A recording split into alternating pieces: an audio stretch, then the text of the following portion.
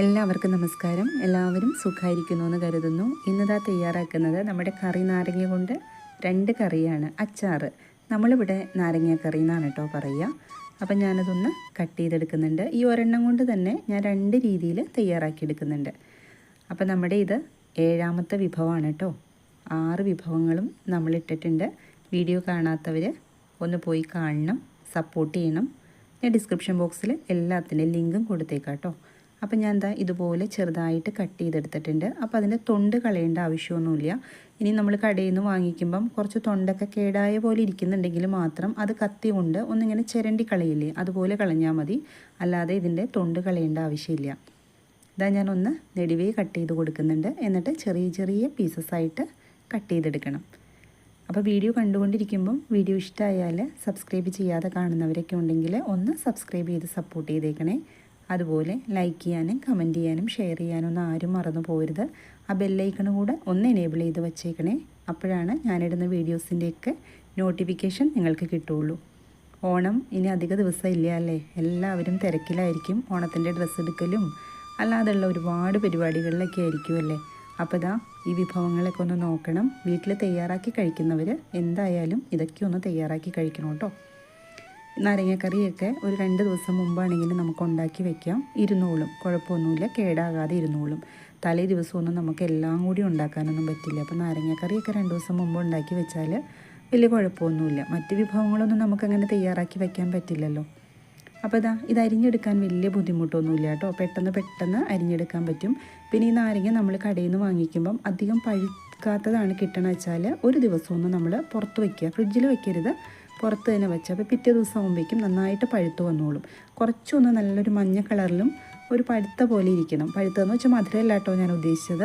അങ്ങനത്തെ നാരങ്ങ കൊണ്ട് കറി ഉണ്ടാക്കി കഴിയുമ്പോഴാണ് കേട്ടോ നല്ല ടേസ്റ്റ് കിട്ടുക. അപ്പോൾ ഞാൻ പറഞ്ഞല്ലോ 2 രീതിയിലാണ് നമ്മൾ തയ്യാറാക്കി എടുക്കുന്നത്.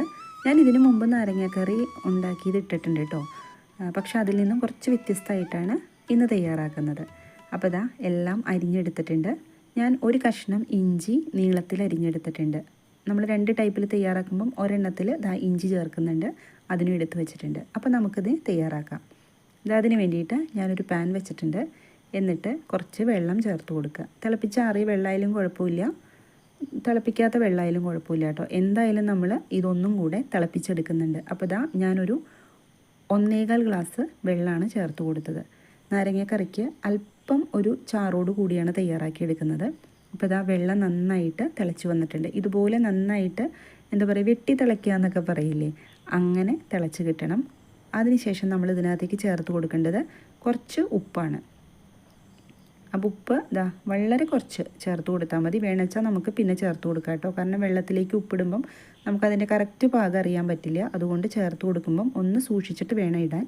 പിന്നെ ചേർത്ത് കൊടുക്കേണ്ടത് മഞ്ഞൾപ്പൊടിയാണ്. മഞ്ഞൾപ്പൊടി നമ്മൾ എടുക്കുന്ന നാരങ്ങയുടെ അളവനുസരിച്ച് ചേർത്ത് കൊടുക്കുക. ഇതിപ്പോൾ നമ്മൾ വീട്ടിൽ പൊടിപ്പിച്ച മഞ്ഞൾപ്പൊടി ആയതുകൊണ്ട് നല്ല കളറാണ്. അതുകൊണ്ട് ഞാനൊരു 1/4 ടീസ്പൂണേ ചേർത്തിട്ടുള്ളൂ. അപ്പോൾ നിങ്ങളുടെ കയ്യിൽ പുറത്തുനിന്ന് വാങ്ങിക്കുന്നതാണ്, അത്ര കളറില്ലെങ്കിൽ നിങ്ങളൊരു 1/4 ടീസ്പൂണിൽ കൂടുതൽ തന്നെ ചേർത്ത്. ഇനി നമ്മളിതിനകത്തേക്ക് നാരങ്ങ ഇട്ട് കൊടുക്കുക. അപ്പോൾ ഞാൻ ആ ഒരു നാരങ്ങയിൽ കൂടുതലും ഞാൻ ചുമന്ന കളറിൽ ഉണ്ടാക്കാനാണ് എടുത്തത്. കുറച്ചേ ഞാനിങ്ങനെ ഉണ്ടാക്കുന്നുള്ളൂ. അപ്പോൾ അതിട്ട് കൊടുത്തിട്ടുണ്ട്. എന്നിട്ടിത് നന്നായിട്ടൊന്ന് ഇളക്കി യോജിപ്പിച്ച് കൊടുക്കുക. അപ്പം ഞാൻ സ്റ്റൗ ഓഫ് ചെയ്തിട്ടില്ല കേട്ടോ. സ്റ്റൗ ഈ സമയത്ത് ഓഫ് ചെയ്യരുത്. നമ്മളതൊന്ന് ഇളക്കി യോജിപ്പിച്ച് ഒരു 1-2 സെക്കൻഡ് കഴിയുമ്പോൾ മാത്രം സ്റ്റൗ ഓഫ് ചെയ്ത് കൊടുക്കുക. ഇങ്ങനെ തയ്യാറാക്കുമ്പം എന്താ വെച്ചാൽ നമുക്ക് ഇതിൻ്റെ ആ ഒരു ഗ്രേവി ഉണ്ടല്ലോ നല്ല തിക്കായിട്ട് കിട്ടും. അതിനുശേഷം എരിവിന് ആവശ്യമായിട്ടുള്ള പച്ചമുളകോ കാന്താരി മുളകോ ചേർത്ത് കൊടുക്കുക. കാന്താരി മുളക് ചേർക്കുന്നതാണ് കേട്ടോ നല്ല ടേസ്റ്റ്. ഇപ്പം ഞാൻ സ്റ്റൗ ഓഫ് ചെയ്ത് കൊടുത്തിട്ടുണ്ട്. അതിനുശേഷം കറിവേപ്പില ചേർത്ത് കൊടുക്കുക. എത്ര കറിവേപ്പില ഉണ്ടെങ്കിലും ചേർത്ത് കൊടുക്കുക കേട്ടോ. നല്ല ടേസ്റ്റ് ആയിരിക്കും ഇതിന്. അതുപോലെ തന്നെ നമ്മൾ ചോറുണ്ണുമ്പോഴുണ്ടല്ലോ തൈരിൻ്റെ കൂടെ ഈ ഒരു കറി കൂട്ടിയിട്ട് കഴിക്കാൻ നല്ല ടേസ്റ്റാണ്. നാരങ്ങാക്കറി, എനിക്ക് നാരങ്ങാക്കറി എന്നാണ് കേട്ടോ വായിൽ വരുള്ളൂ. അങ്ങനെ പറഞ്ഞ് ശീലിച്ചു പോയി. അച്ചാറെന്നായിരിക്കും ചിലവർ പറയുക. ഈ മുളക് തൈരിനകത്തങ്ങ് ഉടച്ച് കഴിയുമ്പം നല്ല ടേസ്റ്റാണ് കഴിക്കാനായിട്ട്. ഞാൻ ഈ സമയത്ത് ഉപ്പൊക്കെ നോക്കി. അപ്പോൾ ഉപ്പ് ഇല്ലാച്ചാൽ ഇപ്പം ഇട്ട് കൊടുത്തോളൂ. നമ്മൾ ആദ്യം വെള്ളത്തിൽ ഇട്ട് കൊടുക്കുമ്പോൾ വളരെ കുറച്ചിട്ട് കൊടുത്താൽ മതി കേട്ടോ. അല്ലെങ്കിൽ ഉപ്പൊക്കെ ചിലപ്പോൾ കൂടിപ്പോകും. കുറച്ച് കായാണ് ഇട്ട് കൊടുത്തത്. ഇപ്പം ഞാൻ ചേർത്ത് കൊടുത്തത് നമ്മുടെ മുഴുവൻ കായും ഉണ്ടല്ലോ, അത് ഞാനൊന്ന് എണ്ണയിലൊന്ന് ചൂടാക്കിയിട്ട് പൊടിച്ചെടുത്തിട്ടുണ്ട്. അപ്പോൾ അത് ചേർക്കുമ്പം കുറച്ച് ചേർത്ത് കൊടുത്താൽ മതി. പൊടിയാണെങ്കിൽ കുറച്ച് ജാസ്തി ചേർത്ത് കൊടുക്കേണ്ടി വരും. എന്നിട്ട് ഒന്ന് ഇളക്കി യോജിപ്പിച്ച് കൊടുക്കുക. ഇനി നമ്മൾ ഇതിനകത്തേക്ക് ചേർത്ത് കൊടുക്കേണ്ടത് ഇഞ്ചിയാണ്. അപ്പോൾ ഇഞ്ചി നേരത്തെ ചേർത്ത് കൊടുക്കണ്ട കേട്ടോ, ഇഞ്ചി ഇപ്പോൾ ചേർത്ത് കൊടുക്കുക. ഈ നാരങ്ങാക്കറി ഉണ്ടല്ലോ ഒരു 3-4 ദിവസം പുറത്ത് വയ്ക്കുക. അപ്പോഴേക്കും നമ്മുടെ ഇഞ്ചിയും അതുപോലെ തന്നെ നമ്മുടെ കാന്താരി മുളകും ഒക്കെ നന്നായിട്ട് അതിൻ്റെ എരിവും അതെല്ലാം ഇതിനകത്തേക്കൊന്ന് ഇറങ്ങും. അപ്പോൾ കഴിക്കാനാണ് നല്ല ടേസ്റ്റ് ഉണ്ടാവുക. അപ്പോൾ ഇതുപോലെ തയ്യാറാക്കാത്തവർ ഇങ്ങനെയൊന്ന് തയ്യാറാക്കി നോക്കിക്കോളൂ കേട്ടോ. ഇതിപ്പോൾ നമ്മുടെ ഒന്നാമത്തെ നാരങ്ങാക്കറി റെഡി ആയിട്ടുണ്ട്. ഇനി നമ്മൾക്ക് ഒരെണ്ണം കൂടി തയ്യാറാക്കി നോക്കണം. അപ്പോൾ അതിന് വേണ്ടിയിട്ട് എന്ത് ചെയ്യണമെന്ന് വെച്ചാൽ നമ്മൾ മുളക് പൊടിയൊക്കെ അതിനകത്തേക്ക് ചേർക്കുന്നുണ്ട്. ഇതിനകത്തേക്ക് ചേർത്ത് കൊടുത്തത് കാശ്മീരി മുളക് പൊടിയാണ്. നമ്മുടെ നാരങ്ങാക്കറിക്ക് നല്ലൊരു കളർ കിട്ടാൻ വേണ്ടിയിട്ടാണ് ഞാനൊരു 3/4 ടേബിൾ സ്പൂൺ കാശ്മീരി മുളക് പൊടി ചേർത്ത് കൊടുത്തിട്ടുണ്ട്. പിന്നെ ചേർത്ത് കൊടുത്തത് ഒരു 1/4 ടീസ്പൂൺ സാധാരണ മുളക് പൊടി ഉണ്ടല്ലോ, നമ്മുടെ എരിവെള്ള മുളക് പൊടി, അതും ചേർത്ത് കൊടുത്തിട്ടുണ്ട്. അപ്പോൾ എരിവെള്ള മുളക് പൊടി കുറച്ച് ചേർക്കണം. എന്താ വെച്ചാൽ നമ്മൾ ഇതിനകത്തേക്ക് പച്ചമുളകും കൂടി ചേർക്കുന്നുണ്ട്.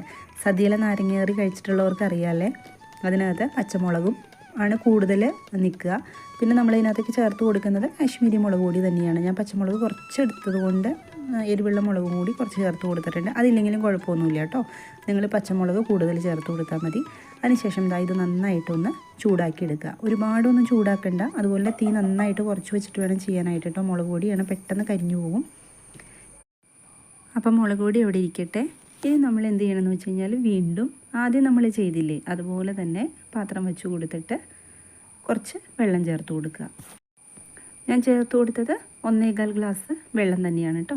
അപ്പോൾ നിങ്ങൾ എത്ര എടുക്കുന്നത് വെച്ചാൽ അതനുസരിച്ച് വെള്ളം ചേർത്ത് കൊടുക്കുക. പാകത്തിന് ഉപ്പിട്ട് കൊടുക്കുക. ഉപ്പും കൂടെ ചേർത്തിട്ട് ഉപ്പ് നന്നായിട്ടൊന്ന് വെള്ളത്തിന് അലിഞ്ഞ് ചേരണ വരെ കേട്ടോ. തീ ഇപ്പം ഞാൻ കുറച്ച് വെച്ചിട്ടുണ്ട്. ഉപ്പൊന്ന് അതിനകത്ത് അലിഞ്ഞ് ചേർന്നതിന് ശേഷം നമ്മൾ സ്റ്റൗ ഞാൻ ഓഫ് ചെയ്ത് കൊടുത്തിട്ടുണ്ട്. എന്നിട്ടാണ് മുളക് പൊടി ചേർത്ത് കൊടുത്തത്. അപ്പോൾ അതിനകത്തേക്ക് നമ്മളിതാ ചൂടാക്കിയെടുത്ത മുളക് പൊടി ചേർത്ത് കൊടുത്തിട്ടുണ്ട്. എന്നിട്ട് നന്നായിട്ട് ഒരു തവി ഉപയോഗിച്ചിട്ട് മിക്സ് ചെയ്തെടുക്കുക. നമ്മൾ ആദ്യം ഉണ്ടാക്കിയത് തിളപ്പിച്ചതിനകത്തേക്ക് ചേർത്ത് കൊടുത്താൽ ഞാൻ പറഞ്ഞില്ലേ, അതിനകത്ത് നമ്മൾ മുളക് പൊടി ചേർക്കുന്നില്ല. അപ്പോൾ കുറച്ച് ഒരു കൊഴുത്ത പോലത്തെ ഒരു ഗ്രേവി കിട്ടാൻ വേണ്ടിയിട്ടാണ് ആ തിളപ്പിച്ചതിനകത്തേക്ക് നമ്മളത് ഇട്ട് കൊടുത്തത്. ഇത് തന്നെ നമ്മൾ മുളക് പൊടി ചേർക്കുന്നത് കൊണ്ട് അത്യാവശ്യം നല്ല തിക്കായിട്ടുള്ള ഗ്രേവി തന്നെയായിരിക്കും കിട്ടുക. അതുകൊണ്ട് ഓഫ് ചെയ്ത് കൊടുത്തോളൂ. അതിനുശേഷം പച്ചമുളകാണ് ചേർത്ത് കൊടുത്തത്. കാന്താരി അല്ല കേട്ടോ, ഞാൻ സാധാരണ പച്ചമുളക് തന്നെയാണ് ഇതിനകത്തേക്ക് ചേർത്ത് കൊടുത്തത്. സദ്യയിൽ നമ്മൾ പച്ചമുളകിൽ തന്നെയാണ് തയ്യാറാക്കി എടുക്കാറുള്ളത്.